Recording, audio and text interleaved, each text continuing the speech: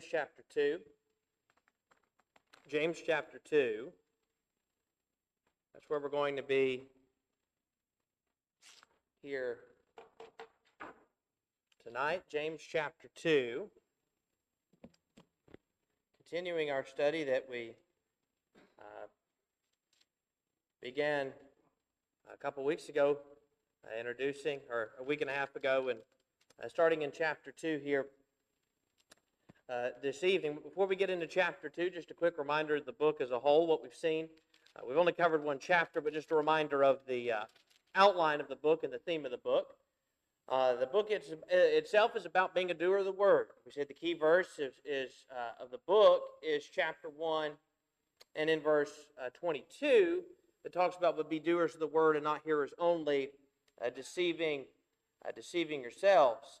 And so we as Christians have to be those that are not simply hearing what the word is, but then taking and making application. And that's really the theme throughout the book as a whole. As we've said about the book of James, it's a very practical book that's about everyday living. And so that's where most of its focus is. But our outline here, as we've said, we have it in a 3-point outline. A little more difficult to outline, much like Proverbs, which it has been compared to as the Proverbs of the New Testament. The book divides down, as we have it, in 3 major sections. The first of those is just the first 18 verses, and that's overcoming trials of faith in 1 to 18. The second is about living faith. That is, here's how you live your faith. You say you have faith. We're going to talk about that in chapter 2. Here's how you live that and show that. And so you show it by being a doer, 1:19 to 27. By not being partial, 2:1 to 13. By having a faith with works, 2:14 to 26. By controlling your tongue in 3:1 to 13. By having wisdom, 3:13 to 18. By drawing near to God, chapter 4:1 to 12. And by relying on God, 4:13 through chapter 5, verse 6. And then in chapter 5, verse 7 through the end of the book is faith's triumph. It's patient, it prays for others, and works to restore those who are erring. And so we're in that second section on living faith. Again, it spans most of the book. We'll be in that second section unless we only get through 6 verses, or through a few verses and don't finish chapter 5 in one class. We'll be in that section for just about every study, if not every study we have remaining. Now, turning our attention to chapter 2. Chapter 2 is about do not be partial. Have a faith that works. 2 parts, 2 points. There's the 2 major sections of the chapters you have in your material in the outline. That is the summary we have here at the beginning, those 2 sections. It's about not being partial and then having a faith that works. Now, having a faith that works means not being partial, but as we take those 2 sections here and look at them, those are the 2 major sections. Question 1, briefly summarize the chapter. What's chapter 2 about? The not showing partiality, and then again the second part, that having that active faith, that faith accompanied with works. The key verse I have is verse 26. For as the body without the spirit is dead, so faith without works is dead also. Again, this idea of being a doer or having an active faith is a theme seen throughout the book of James. We get into the next chapter. We've got to control our tongue. Remember, at the end of chapter 1, if we don't bridle our tongue, then what? Our religion is in vain or useless. So we've got to control the tongue. You've got to draw near to God. You've got to resist the enemies. You don't be the adulterers and adulteresses of the world. And so that's something that's talked about in every chapter. And the key here, I think, is 26. For as the body without the spirit is dead, so faith without works is dead also. As we said, the chapter divides down into 2 sections, and the first of those is show no partiality. That spans the first 13 verses. Verse 1 is the command. The command is this: my brethren, do not hold the faith of our Lord Jesus Christ, the Lord of glory, with partiality. So the command, first and foremost, pretty straightforward. Don't be partial. Now remember, as we talk about this chapter, and particularly the second half, it's about having a faith that what? Works. Right? You show me your faith without works, I'll show you my faith by my works. And so, having a faith that works, don't hold the faith of our Lord Jesus Christ with partiality, you're trying to hold to the faith, that is the Word of God. You can't be holding to that with partiality. If you are, you don't have a faith that's working as it needs to.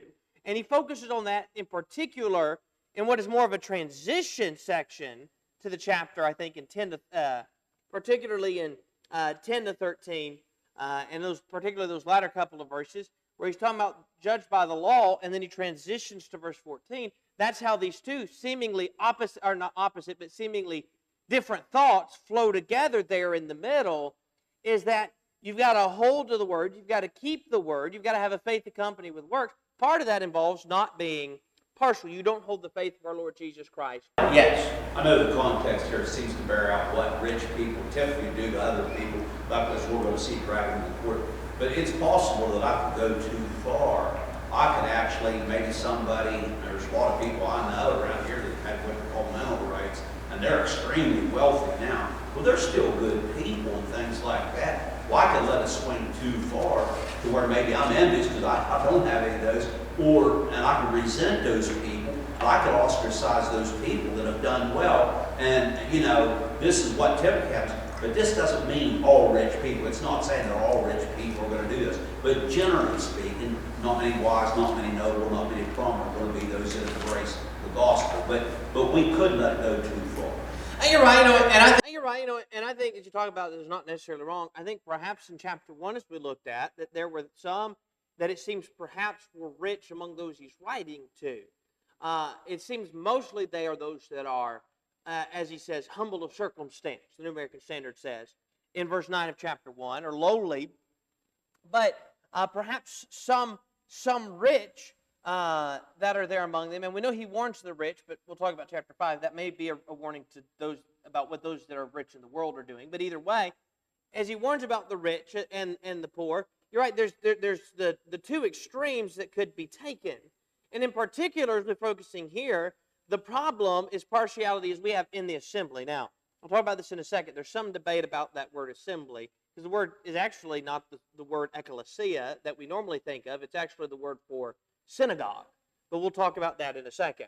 But the problem, let's get to the problem itself, verse 2 and 3. The problem itself is there's a problem of partiality. Why address partiality? That's a problem. For if there should come in to your assembly a man with gold rings and fine apparel, and there should also come in a poor man in filthy clothes, and you pay attention to the one wearing the fine clothes, and say to him, you sit here in a good place, and say to the poor man, you stand there, you sit there at my footstool. Verse 4, first part, have you not shown partiality? So real quick, let me back up to this word assembly. I don't think it makes a difference on the meaning of the text. It's normally the word assembly is the word we think of for a church, the ecclesia. If you recall in Acts, when there was the riot at Ephesus, that the whole assembly there came together. Not talking about the church, but the people that were rioting. It's actually the word ecclesia. The word here is just the word for synagogue. Perhaps because if we go back to the meaning, and it is Jewish Christians, they're meeting in the synagogue. And so, as I said, I don't think it has any bearing. I think it's not saying, because we know it's written to Jewish Christians at least, if not Jew and Gentile Christians. The synagogue was likely just the meeting place. So just to mention that real quick, it's the word for synagogue. And I think the point that he's making, that when they're meeting, when they're assembled together, and so that's why some translations opt for, instead of synagogue, assembly, when they're meeting, it seems somebody's coming in and sitting in rich and some in poor clothing.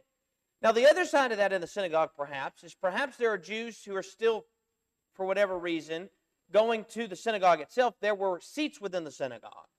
And there were some seats that faced in certain directions that were viewed as higher seats within the area that was the synagogue. And some of those, it seems, are giving that seat of honor to those who are rich. And then to the man that's poor, just sit at my feet, a sign of dishonor. And so what's happening is the one comes in who's well-to-do, and he's given honor, and the one comes in who, let's use his terms here, lowly or humble of circumstance, chapter 1, he's told, well, you sit here in a place of dishonor. And they're distinguishing between them based off of what? Social status. That's the partiality. Is they're judging here by their social status, by what class they fit in. I don't think they necessarily did it the way we do nowadays, but you have the upper class, the middle class, and the lower class in our country. And if you can imagine that somebody in the upper class comes in and they say, here, you're treated with honor, and somebody from the lower class comes in and they're sat at your feet, and that's what's taking place here because of the class they fall in. Verse 4. We already saw here in verse 4, have you not shown partiality among yourselves? Now, let's focus in the end of verse 4 and through verse 13. Why is this a problem? We know the command, don't show partiality. We know the problem itself is there's a problem of partiality in the assembly. But why is showing partiality wrong? Why do you need to avoid it? Well, verse 4, first and foremost, you become judges with evil thoughts. Have you not shown partiality among yourselves? The New King James footnote would say, have you not differentiated among yourselves and become judges with evil thoughts? What's the motive of judgment? It's not the person's character. It is the person's social class and status. And so, man comes in well-to-do, well, he must be treated with honor. Poor man comes in, he's to be treated with disrespect. He's to be sat down at your feet and treated with that dishonor. They're judging with evil thoughts. Their judgment they're passing is based off their social class. You're judges with evil thoughts. Look at 5-7 now. Listen, my beloved brethren. Has God not chosen the poor of this world to be rich in faith and heirs of the kingdom which he promised to those who love him? But you have dishonored the poor man. Do not the rich oppress you and drag you into the courts? Do they not blaspheme and that noble name by which you were called? The point I think he's making in 5-7 is, not only are you judging with evil thoughts, you're actually passing over the person who may be the more likely one to obey. Now I think that's the point he's focusing on in verse 5. Has God not chosen the poor of this world to be rich in faith and heirs? They're poor in their social class, their economic class. But they can be those that are rich when it comes to faith and being heirs of the kingdom. And here they are, the one perhaps more likely to obey. And so I think it's the point. So again, it seems here the way he's describing it is not, here's a poor brother and a rich brother that come in, but here's just a rich man from the society that comes in, and then here's a poor man. Filthy clothes is how he's described, or vile clothes. Not saying necessarily his clothes are dirty, but it's the poor clothes. It's what he's got. It's all he's got. That's what he's wearing. And you're passing judgment and showing dishonor on the poor and exalting the rich. And in reality, the one that might listen and obey is flipped. It's the poor man that may be more willing to listen and obey. And the rich man may be lifted up because of his riches.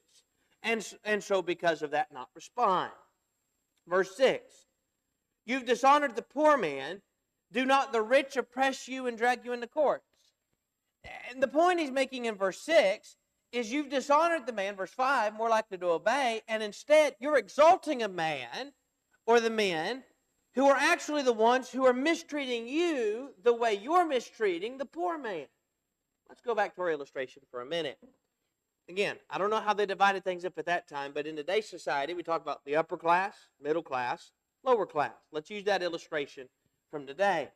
It seems as if we're dealing with people perhaps from that middle class, right, where most people would fall, the middle class. A man from the upper class comes in and a man from the lower class. They treat the man like the lower class, like he's trash and set to the side, and exalt this man that's the upper class. But the upper class man views them, who's lower than him economically, and drags him into court and treats him the same way he's treating the man from the lower class.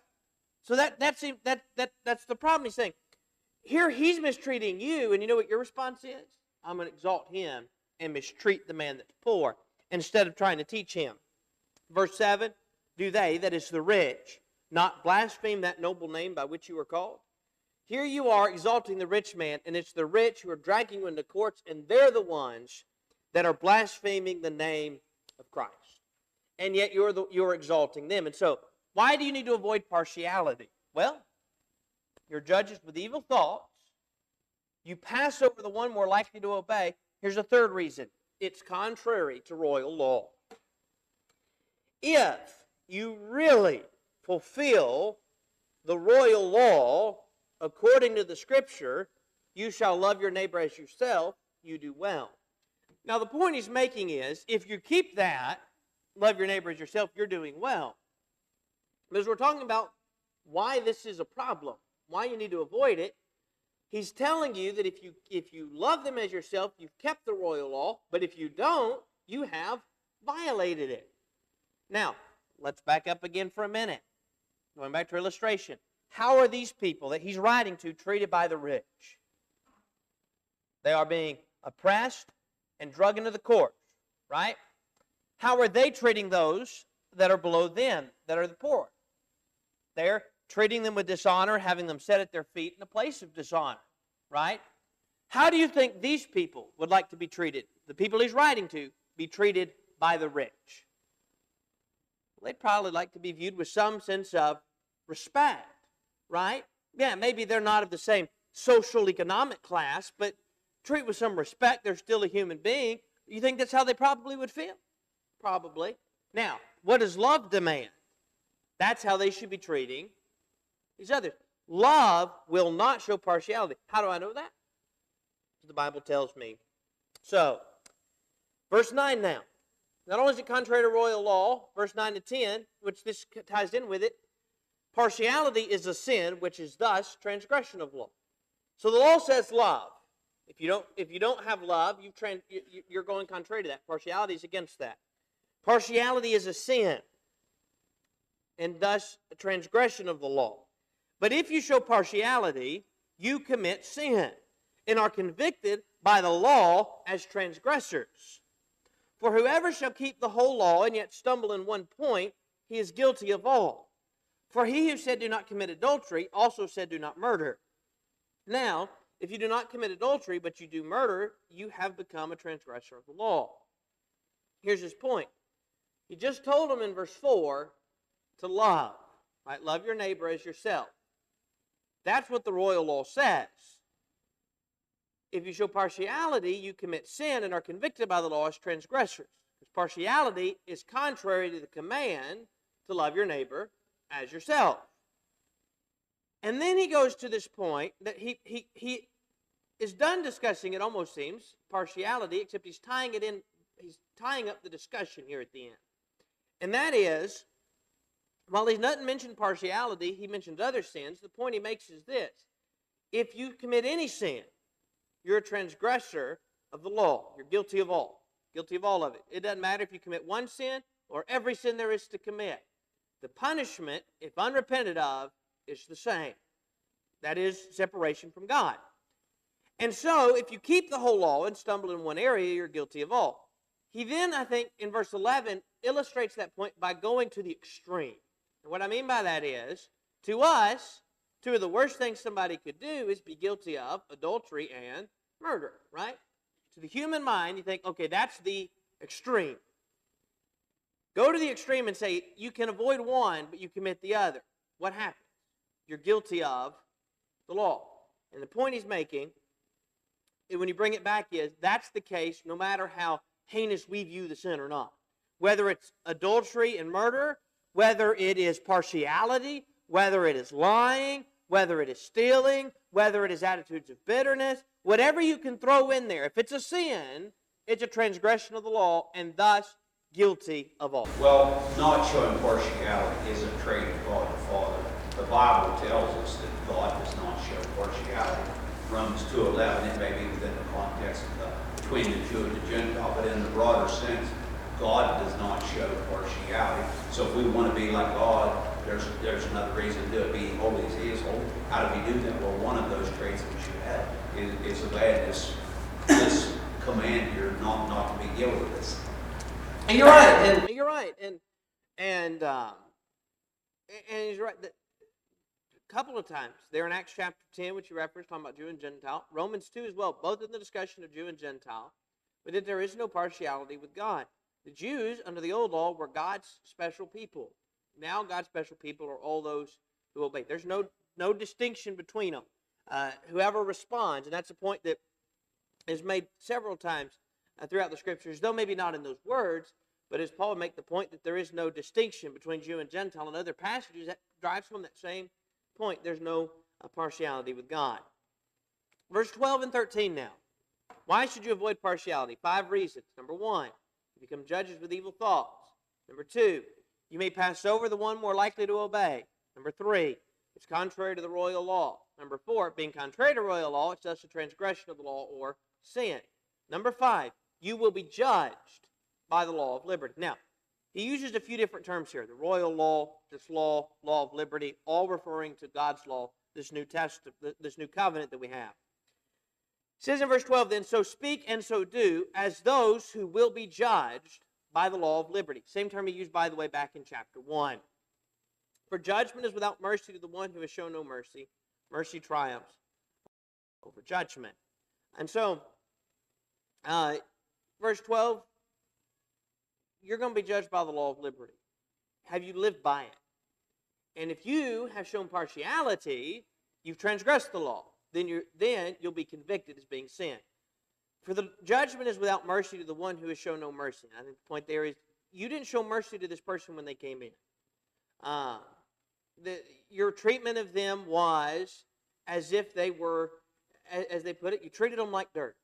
Right here they come in and they're poor, and you just treated them as if they were nothing, and you sat them at your feet and treated them with dishonor. You weren't willing to have mercy on them.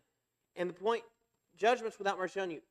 You didn't want to show mercy, and so guess what? When you are judged, are going to be judged that way. You're going to suffer the punishment.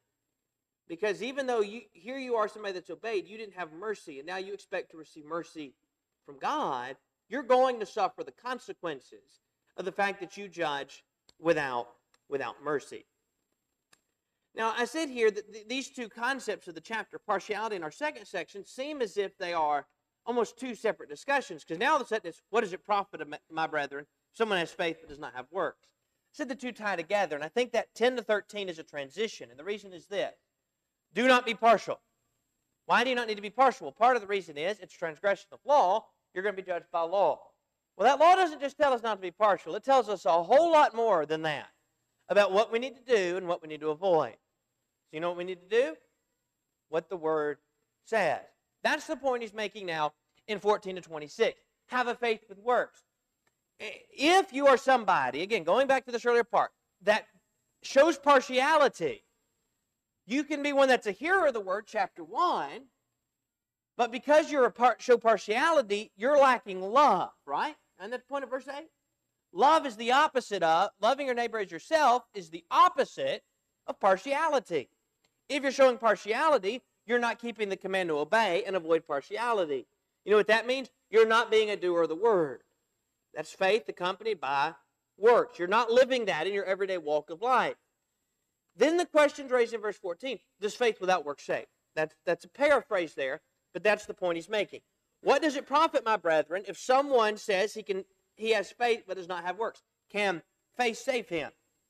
The question, some translations, instead of saying, can faith save him, can that faith save him? I think what he's emphasizing. Not just faith, can that kind of faith save you? Are we saved by faith? Well, according to Romans chapter 5, we are, right? Now, it's not faith alone. That's the point he's going to drive home in this text. Faith is necessary for salvation. Abraham believed God. It was accounted to him for righteousness. He's going to reference that. But it wasn't by faith alone. So the question is, can the faith that does not accompany with works save? And that's why the ESV and some others would opt for that phrase. Can that faith, that is that faith that is under discussion, faith without works, can that faith save? And the point he's going to make throughout is yes. I want to say something about, and I'm kind of deviating a little bit, not really that much. What if somebody comes in this assembly, they don't even know a distinction between the true church of Christ died for and all these denominations? But I don't go over to that person. They're a stranger, maybe an individual. If I don't go over to that person, welcome them here, do I have this love that we talked about earlier? And so next week they get down here, they will say the Baptist church. And they walk in, there are people surround them, hug them, protect them, understand their life. And they capture that person because of the fact that I didn't have this love. I know I'm deviating a little bit, but how many of us, whenever somebody comes in here as a visitor, how many of us take the time to go and try to welcome that person We're going to answer for that if we don't. You're absolutely right. And I think even tying it back to what he said here earlier in the chapter, that one who may have been, the poor man, the likelier one to obey, you may have now set a stumbling block or a hindrance before him that's keeping him from obeying. I think to illustrate that point, we're not going to have time to get through 14 here anyway, so I'll take a second on this. Sometimes you'll hear a statement like this. You may have heard somebody say it before. I don't want to go to the Church of Christ. The Church of Christ is full of hypocrites, right? You'll hear that statement. Let me start with this. Are there members of the Lord's church that are hypocritical? Yeah. You can probably sit there and think, I remember somebody that used to say something and then they went out and they lived the opposite. There's examples of people, as you may think of, that said, maybe somebody's caught in adultery. I would never do that. And they go on, and they talk about how terrible that person is, and then we turn around and find out, guess what? They're guilty of it too. You got people that'll stand there. One person, I think I may have told this before. I remember my dad talking about a place that he preached where there was there are congregations that are split. And you've got people on both sides where there's an issue, and you preach the lesson over whatever the issue is, and this side comes out, and they really did. I split. Almost people sitting on opposite sides. This side said this side needed that, and this side said that side needed that. Neither one realizing they were the ones that really needed it, where they were being hypocritical. That doesn't mean that everybody's being hypocritical. But you know what? Those that are being hypocritical can set a hindrance. And so you're right. Going to that point of love, we've got to make sure that we're not doing something that becomes that hindrance or set that hindrance there. And that's what some of these are doing, I think, by their partiality. You're the poor man. You come in. You hear about this congregation where they're talking about the love of Christ and how salvation's available to everyone. And maybe you heard somebody preaching out in the city about it. And you come into the congregation and you're treated the same way there as you're treated in society. That's going to be something that may deter them. And at the same time, here's the rich man. Hopefully he learns the error of his ways. Who it may not matter how you treat him, he's going to change. Now, you still need to treat him with love. We're not going to put that man down at the bottom and say, you know what, you're going to sit here too, and we're going to treat you with dishonor. Maybe you give up your seat, and you sit down at the floor to give the seat, whatever it is. But the point I'm making is this, that hindrance may be set to the first man, and you think you're exalting the second man and opening a door, that rich man, but you've hindered the poor man. So you're right. There are a number of ways that's done, and that's one of them. We may not show that love for them when somebody comes, and then that may become a hindrance. Just like that phrase about all members of the church are hypocrites. And there are things that can become a hindrance. We've got to make sure, as Paul would point out about his teaching and preaching, and why he didn't receive support in 1 Corinthians 9 was so he didn't become a hindrance to that gospel message. Pushing out of the comfort zone when Jesus got out of his comfort zone, you know what I mean? Walk willingly everywhere. Absolutely, that's right. So, again, our time has gotten away from us. Lord willing, on Sunday, we'll continue this discussion of chapter 2, focusing in more on this section here on having a faith with works, and focus on that and talk about that more, Lord willing, on Sunday.